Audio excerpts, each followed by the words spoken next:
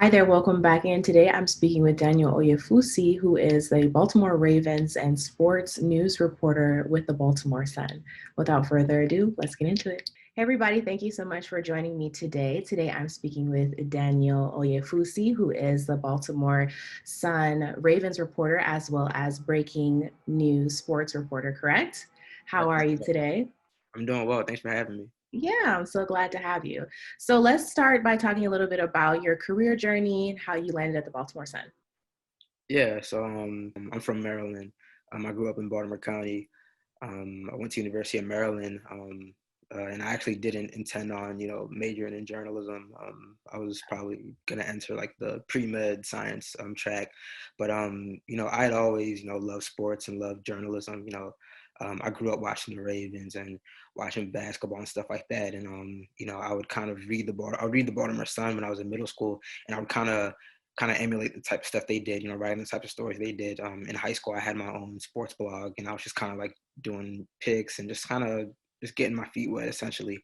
Um, so about a year or so into college, I just wasn't really feeling science and everything, and I kind of made that switch to go to journalism, and it's really just been, full steam ahead. What's it like covering the Ravens? They are two-time Super Bowl champions back in 2001 as well as 2013. They are decorated with so much swag and big personalities such as Ray Lewis and Marcus Peters, who's now a part of the team. So you are there on the ground, boots on the ground. What's it like actually covering this team that seems to have so much brotherhood and camaraderie? I mean, it's great. We all know it's a little different because of COVID. We're not allowed to be in locker rooms and talk to these guys face to face. But last year, it's my second year covering the team, and last year you really saw that brotherhood. That's what they said a lot. It's a family, it's a brotherhood. From the top down. It kind of all starts and ends with Lamar Jackson, and those guys love him. They rally around him. But he's a guy who he might be the starting quarterback, but he can talk to the 53rd man on the roster, and you see the way that they rally around him. You can tell that it's a really close knit team. And you mentioned Lamar Jackson. We're definitely going to get into talking about him. But I wanted to ask who would be that unassuming teammate on the Ravens roster? Like maybe he's not always in the news, but he carries a lot of weight in the locker room or just with team morale. That's a very good question. I would say probably Chuck Clark. Okay. Their starting safety. He was a guy that kind of got thrown into a starting role in the middle of last season when Tony Jefferson went down with an injury, and he's just a really like consistent player. He has the respect of everyone in that locker room just from the way he tackles film study and the way he goes about his business, and he's kind of like quietly. Worked his way into becoming one of the team leaders, even though he's still a fairly young player. Now we have to talk the greatness of Lamar Jackson, unanimous 2019 NFL MVP. He also, we can never forget 2018, where he almost slipped to the second round, but thankfully Ozzie Newsome was there to draft him at number 32 in the first round of the 2018 draft. He has a 60% completion on his passing yards thus far this season. He's leading the Baltimore Ravens in rushing yards. He's truly the quarterback that can do it all. But I'm wondering, in your opinion, does that in fact have an impact on him in the long run, seeing that he can do it all and he has been doing it all? Do you think he might experience early burnout? What are your thoughts? Yeah, I mean, when you talk about quarterbacks who can run the ball and are dynamic with their legs, I think that the first thing that people talk about is, oh, he's a threat to get injured. There's comparisons to Michael Vick and other quarterbacks who had success, and were dynamic running the ball, but they weren't able to fully transition to becoming a pocket passer. And once the threat of their legs went away, they just weren't able to keep up with the game.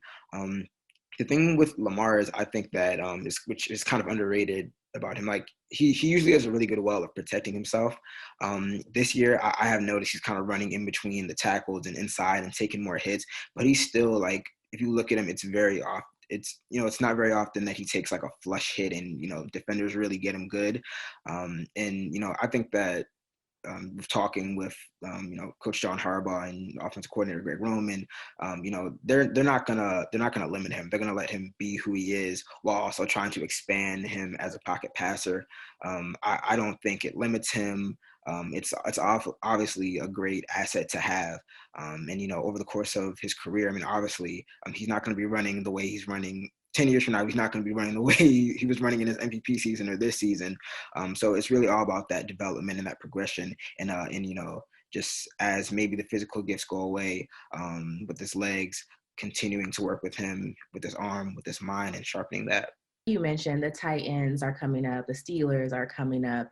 How important, or what team actually do you think is their biggest competitor going into like the second half of the season? Yeah, I mean, obviously they're still trying to get that AFC North title, the third straight title, if they're able to kind of catch up to the Steelers and retake the division lead. But at this point, they're kind of stuck in a logjam with a couple teams, really five other teams in the AFC that have 6-3 records.